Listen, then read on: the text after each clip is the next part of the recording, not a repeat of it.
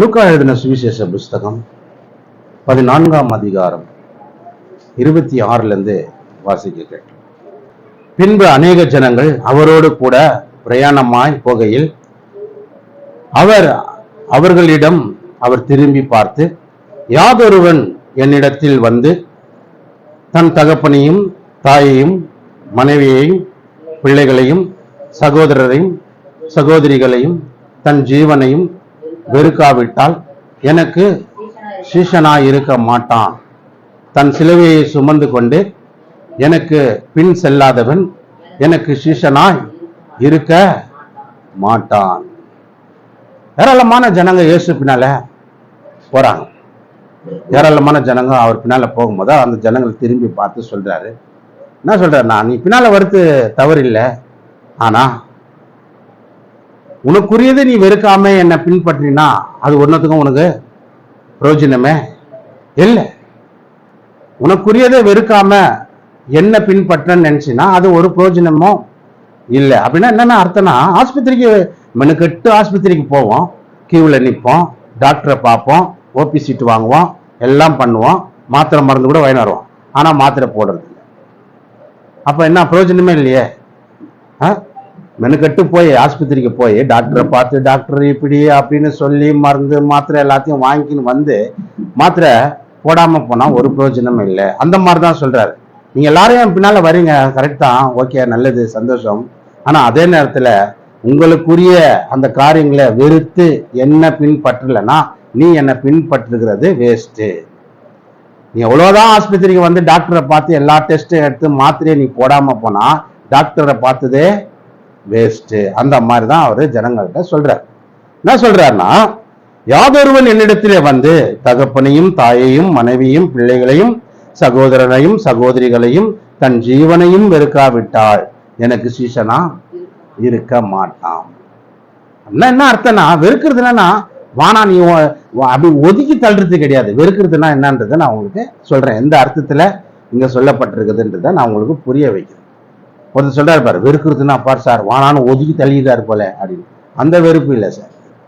வெறுக்கிறதுனா என்னன்றத நான் உங்களுக்கு சொல்றேன். அடுத்த வசனம் பார், 27.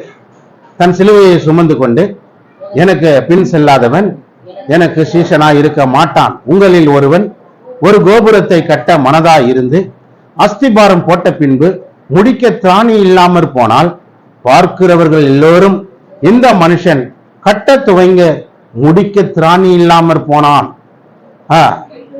சொல்லி தன்னை பரியாசம் பண்ணாதபடிக்கு அதை கட்டி தீர்க்கிறதற்கு நிர்வாகம் உண்டோ இல்லையோ என்று முன்பு அவன் உட்கார்ந்து செல்லும் செலவை இருப்பானோ. ஒரு பில்டிங்கை கட்டுறான், நல்லா கவனிங்க, சொல்றாரு அவரு. என்ன சொல்றாருன்னா, ஒரு வீட்டை கட்டுறான், ஒரு கோபுரத்தை கட்டுறான், ஒரு பில்டிங்கை கட்டுறான்.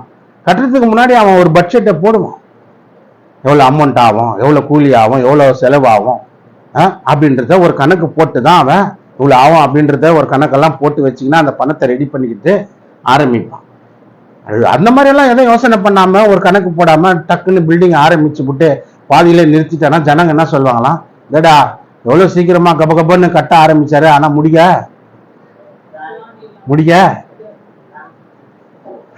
இல்லையா, எவ்வளவு வீடு கடகடன்னு கட்டினாங்கப்பா, அதை பண்ணாங்க இது பண்ணாங்க, ஆனா இன்னும் முடியாமங்கிறாங்கப்பா, வீட்டை திராணி இல்லை பாரு அப்படின்னு கிண்டல் பண்ணுவான். உன்னம்மா கூட கட்டினுக்கிற நீயா, உன்னம்மா பில்டிங்கை கட்டினுக்கிற நீ, இன்னம்மா அந்த வேலையை செஞ்சுன்னுக்கிற நீ. புரியுதாம்மா வசனம்? அந்த அம்மாக்கு நல்லா புரியுது, பாதிக்கப்பட்டது இல்லையா. அப்போ அந்த மாதிரிதான் ஒருத்தர் இயேசு பின்னால வரானாக்கா முதல்ல யோசிக்கணும். ஒரு பின்னால போறோம், இப்போ பின்னால போகும்போது நம்ம என்னென்ன செய்யணும், எப்படி பண்ணணும், இவர் எதை விரும்புறார் அப்படின்றத யோசிக்கணும். ஏதோ வந்தோம் டப்புன்னு ஞானஸ்தானம் தண்ணியில முழுகணும் எடுத்தோம் போனோம் அப்படி இருந்துடக்கூடாது. அப்படி இருந்தா உனக்கு ஒண்ணுமே புரியாது.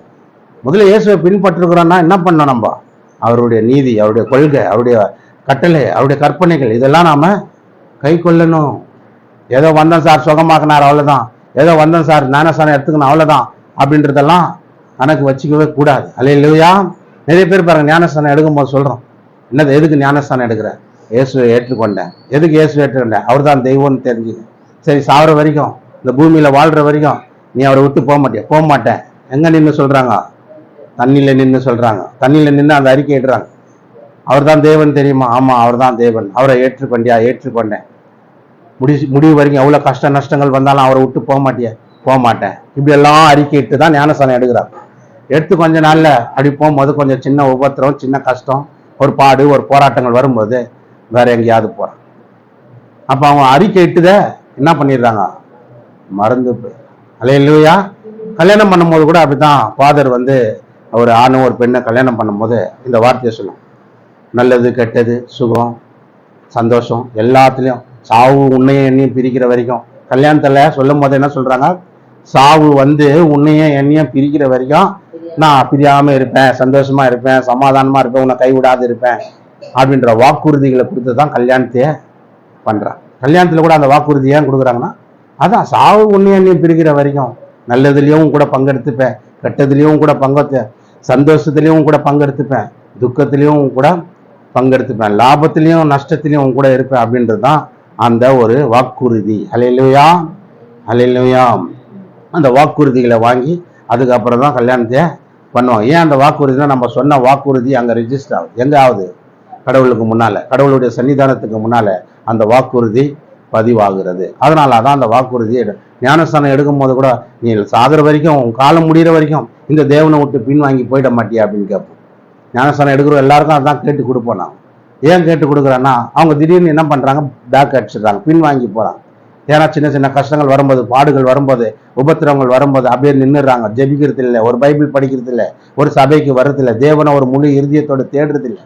எல்லாத்துலயும் சோர்வு, அசதி, சோம்பலாவே இருந்தா கடவுள் எப்படி ஒன்று ஆசீர்வதிப்பார்? அதுதான் சொல்றாரு. எப்படி வெறுக்கணும்ன்றாரு. என்னத்தை வெறுக்கணும்னு சொல்றாரு? வெறுக்கணும்னா அப்பாவை வெறுக்கணுமா, அம்மா வெறுக்கணுமா, பிள்ளைங்களை வெறுத்து விட்டுணுமா, வானா ஒன்னும் வானா நீ போன்னு சொல்லணுமா, கூட பிறந்தவங்களெல்லாம் வெறுத்து ஒதுக்கணுமா? அந்த வெறுப்பு இல்லை, அந்த வெறுக்கிறது இல்லை. நிறைய பேர் இந்த வசனத்தை அப்படிதான் புரிஞ்சுக்கிறாங்க. பாரு எப்படி பாரு, கடவுள் எப்படி சொல்றாரு பாரு. கணவனை வெறுக்க சொல்றாரு, மனைவியை வெறுக்க சொல்றாரு, தாய் தகப்பனை வெறுக்க சொல்றாரு, கூட பிறந்த சகோதர சகோதரியை வெறுக்க சொல்றாரு, வெறுத்து அவர் பின்னால போனோன்றாரு அப்படின்னு. அல்லேலூயா. அப்படி இல்லை. எந்த வெறுப்புன்றத நான் உங்களுக்கு சொல்றேன். டாக்டர் கிட்ட போறோம், ஒரு மனுஷனுக்கு சுகர் ஹை லெவல் ஆயிடுது. டாக்டர் என்ன சொல்றாரு? டீ குடிக்கும் போது சர்க்கரை போடாத, சர்க்கரைய கம்மி பண்ணிக்கும், சர்க்கரையை வெறுத்துடுன்றார். நீ நல்லா வாழணும்னா எதை வெறுக்கணும்? சர்க்கரைய வெறுத்துரு. சர்க்கரையை வேணும்னு போட்டினா ஆயுசு சீக்கிரம் முடிஞ்சிடும், பிபி அதிகமாகும், சுகர் அதிகமாகும், பொட்டுன்னு நீ போயிடுவேன். அப்போ உன்னை எதுக்கு வெறுக்க சொல்றாரு? நீ நல்லா வாழணுன்றதுக்காகத்தான். எதை வெறுக்கணும்? சின்ன சர்க்கரையை வெறுத்தினா பெரிய ஜீவன், நல்ல வாழ்க்கை, நல்ல லைஃப் உனக்கு இருக்கு. அல்லேலூயா, அல்லேலூயா. அதனால சர்க்கரையை கண்ட உடனே நீ 10 அடி தூரம் ஓடணுன்றது அவசியம் அப்படி சொல்லல அவர். எப்படி சொல்ற டாக்டரு? சர்க்கரை போடாத சாப்பிடு. ஏன் சர்க்கரை போடாத சாப்பிடு? ஏன்னா சர்க்கரை இருக்கிறதுனால, சர்க்கரை போட்டா சர்க்கரை அதிகமாயிடும். என்னது? சர்க்கரை இருக்கிறதுனால சர்க்கரை போட்டா சர்க்கரை அதிகமா. புரியல பாரு உங்களுக்கு. ஏன் சர்க்கரையை வேணான்றாரு? உனக்கு ஆல்ரெடி சர்க்கரை இருக்குது, சர்க்கரையை அதிகமா போட்டு குடிக்காதன்றார். ஏன் குடிக்காதன்றார்? சர்க்கரை இன்னும் அதிகமா ஆயிடும். சர்க்கரைனால என்ன ஆகும்? சர்க்கரை சாப்பிட்றதுனால சர்க்கரை அதிகமாகாது. சர்க்கரை டாக்டர் என்ன சொல்ல, சர்க்கரை ரொம்ப சாப்பிடாத. ஏன் சாப்பிடாதுன்னா, சர்க்கரை சாப்பிட்றதுனால சர்க்கரை உற்பத்தி ஆகாது, சர்க்கரை இன்சுலின் சுரப்பியை அடைச்சிடும் அப்படின்றதுக்காக தான் சொல்றேன். அப்ப டாக்டர் ஏன் சர்க்கரையை வெறுக்க சொல்றாரு? நீ நல்லா வாழணும். ஒரு இடத்துக்கு நானும் ஒரு ஊழியக்காரன் போனோம், டீ ஆர்டர் பண்ணேன். டீ அவன் ஒரு டீயை மாற்றி அங்கே கொடுத்துட்டான். அவர் தான் ஆர்டர் பண்ணார், நான் உட்காந்துட்டு இருந்தேன். போய் ஆர்டர் பண்ணி காசு கொடுத்துட்டு வந்து உக்காந்துட்டாரு. டீ எடுத்துன்னு வந்தான். ஒரு டீ என்கிட்ட, இன்னொரு டீ அவர்கிட்ட வச்சு, இந்த டீயை எடுத்து நான் குடிச்சேன். சர்க்கரையே இல்லை, வரும் சுடுதண்ணியை அந்த பாலில் கலந்து குடிச்ச மாதிரி இருந்தது. அதான் சர்க்கரை எனக்கு மாற்றி கொடுத்துட்டான் போலன்னு சொல்லிட்டு இவர்கிட்ட, உங்களுக்கு சர்க்கரை, அவரு என்னன்றாரு, என்னப்பா இவ்வளோ சர்க்கரை போட்டு வச்சுக்கிறான்னு பார்த்தா டீயை மாற்றி கொடுத்துட்டான். இல்லையா? அப்போதான் எனக்கு தெரியுது அவருக்கு சர்க்கரை, அவர் டீ குடிக்கும் போது ஒரு இதுவும் இல்லை, ஒரு துண்டு சர்க்கரை கூட இல்லைங்க. ரொம்ப சர்க்கரை இல்லாத டீ. நான் சொன்னேன், எப்படி நான் இப்படியெல்லாம் குடிக்கிறீங்கண்ணா? என்னப்பா பண்ணுறது, சர்க்கரை போட்டு குடிச்சா அதிகமாக ஆகுதுப்பா, லெவல் அதிகமாக 400 450 தாண்டுதுப்பா, அதனால தான் டாக்டர் சர்க்கரையை சாப்பிட வேணான்ட்டார்ப்பா அப்படின்றத சொன்னேன். அப்போதான் எனக்கு புரியுது ஏன் சர்க்கரை சாப்பிடக்கூடாதுன்றத. சர்க்கரையை வெறுக்கிறது எதுக்காக? நாம நல்லா வாழணுன்றதுக்காக. அல்லேலூயா, அல்லேலூயா. அதனால தான் ஆண்டவர் இங்க என்ன சொல்றாரு?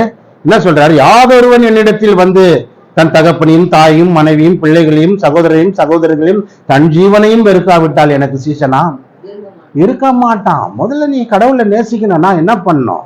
கடவுள்கிட்ட அன்பு கூறணும், கடவுள்கிட்ட நெருங்கணும், கடவுள்கிட்ட வந்து சேரணும், கடவுளை நீயும் வந்து ஒன்னா இருக்கணும்னாக்கா என்ன பண்ணணும்? உன் குடும்பத்துல கடவுளை காட்டிலும் யாரையும் அதிகமா, அதுதான் ஆபிரகாமுக்கு சொன்னார். பார்த்தார், ஆபிரகாமுக்கு ஒரு டெஸ்ட் வச்சார். பார்க்கலாம் இவனுக்கு ஒரு 100 வயசுல தவம் இருந்தான், ஒரு குழந்தைய கொடுத்தோம், அவன் அந்த குழந்தை முக்கியன்றானா நான் முக்கியன்றானான்னு பார்க்கலான்னு தான் ஒரு டெஸ்ட் வச்சாரு. ஆபிரகாம் பாஸ், 100% மார்க் அவருக்கு. அல்லேலூயா, 100க்கு 100 மார்க் எடுத்துட்டாரு ஆபிரகாம். என்ன, கடவுள் தாண்டா அப்படின்னாரு. அப்பதான் கடவுள் என்ன பண்ணார்? குழந்தைய குட்டி எல்லாத்தையும் நல்லா வச்சார். அல்லேலூயா, குழந்தை குட்டி எல்லாத்தையும் என்ன பண்ணாரு? நல்லா வச்சார். இதுவே ஆபிரகாம் குழந்தை நேசிச்சு கடவுளை விட்டுருந்தானா என்ன ஆயிருக்கும்? என்ன ஆயிருக்கும்? கடவுள் பார்த்துட்டு போ அப்படியா, சரி அந்த குழந்தைக்கு ஒரு டேமேஜ், ஒரு வியாதி, ஒரு பலவீனம் ஏதோ ஒண்ணு வந்துட்டுன்னா அப்ப நம்ம என்ன பண்ணுவோம்? அந்த நேரத்துல கடவுளே என் குழந்தைய காப்பாத்து. அப்ப போய் நிற்போம் கடவுள்கிட்ட, ஆண்டவரே என் குழந்தைய காப்பாத்து. அதுக்குதான் முதல்ல என்ன பண்ண சொல்றாரு? அவங்கள பார்க்கலும் என்ன நீ நேசிக்கலன்னா, உன் மனைவியை பார்க்கலும் என்ன நீ நேசிக்கலன்னா, நான் உன் குழந்தைய பார்க்கல நீ என்ன நேசிக்கலன்னா, உன் கூட பிறந்தவங்களை பார்க்கல நீ என்ன அதிகமா நேசிக்கலன்னா, நீ எனக்கு எப்படி செஞ்சனா இருக்க முடியும்? அல்லேலூயா, அல்லேலூயா. அப்ப இதனால தப்பு ஒண்ணும் அவர் சொல்லல. என்ன சொல்றாருன்னா, ஃபர்ஸ்ட் அவருக்கு முதல் இடம் அவருக்கு கடவுளுக்கு கொடுக்கணும்ன்றார். முதல் இடம் யாருக்கு கொடுக்கணும்? கடவுளுக்கு. நான் தானே உங்க அம்மாவை உண்டாக்குனேன், உங்க அப்பாவை உண்டாக்குனேன், நீ உங்க அம்மா அப்பா வயிற்றுல பிறக்கும்படி நான் தானே எல்லாத்தையும் பண்ண, நீ அதை விட்டுட்டு உங்க அம்மாவையும் அப்பாவையும் நேசிக்கிறியே அப்படின்றதுதான் கடவுள். அதனால தான் சொல்றேன், நீ அவங்களுக்கு பார்க்கல எனக்கு முதல் இடமும் முக்கியத்துவம் கொடுக்கலன்னா நீ எனக்கு எப்படி சிஷ்யனா, எனக்கு எப்படி ஒரு விசுவாசியா, எனக்கு ஒரு எப்படி ஊழியக்காரனா, எனக்கு எப்படி ஒரு விசுவாசியா இருக்க முடியும்ன்றத அவர் கேட்டார். அல்லேலூயா, அல்லேலூயா. அதேதான் யோபுக்கும் சொன்னார் பாரு. 10 குழந்தை ஒரே நேரத்துல செத்து போச்சு. அவங்க ஒய்ஃப் வந்து கேட்கறாங்க, என்ன கேட்கறாங்கன்னா, என்னப்பா 10 குழந்தை செத்துது, உனக்கு துக்கம் இல்லையா, துயரம் இல்லையா, வேதனை இல்லையா, சஞ்சலம் இல்லையா? எல்லாம் இருக்குது எனக்கு. அவர் சொல்றாரு, எல்லாம் எனக்கு இருக்குது, ஆனாலும் என்ன பண்றது? கடவுள் கொடுத்தாரு, அவர் எடுத்துக்கினார். நம்ம நான் என்ன பண்ண முடியும்? நான் கடவுளா? நானா அதை மாற்ற முடியுமா? ஒரு உயிர் போகுதுன்னா அதை தடுக்க முடியுமா? அந்த ஜீவனை எனக்கு கொடுக்க முடியுமா? நான் கடவுளா? இல்ல, அவர் கடவுள் கொடுக்குறாருப்பா. நான் எங்க அம்மா வயிற்றுல இருந்து எம்டியா பிறந்து வந்தேன், நிர்வாணமா வந்தேன், இதெல்லாம் ஒரு வாழ்க்கை, குழந்தை குட்டி, இதெல்லாம் கடவுள் எனக்கு கொடுத்தாரு. இப்ப அதெல்லாம் போதுனாக்கா நான் கடவுளை போய் இதை எடுத்தேன்னு கேட்கலாம் முடியாது. ஆனா கொடுக்கறதும் அவர் தான், எடுக்கிறதும் அவர் தான். பிறப்பும் அவர் கையில தாங்குது, இறப்பும் அவர் கையில தாங்குதுன்னு சொல்லி கர்த்தர் கொடுத்தார், கர்த்தர் எடுத்தார், அவர் நாமத்துக்கு ஸ்தோத்திரம்னு சொன்னாரு. அவ்வளவு. அல்லேலூயா. நல்லா யோசனை பண்ணிப்பாரு. அப்ப இதெல்லாம் எதுக்கு சொல்றாருன்னா, மனைவியாகலும் பிள்ளைகளை ஆகலும் தாயை ஆகிலும் தகப்பனை ஆகிலும் என்னிலும் அதிகமா நேசிக்கிறவன் எனக்கு சீஷனா இருக்க முடியாது அப்படின்னு. அப்ப எனக்கு முக்கியத்துவம் கொடுத்தினா அதெல்லாம் உனக்கு எல்லாமே நல்ல ஆசீர்வாதங்களை உனக்கு தருவேன். ஒரு அம்மா இந்த வேலு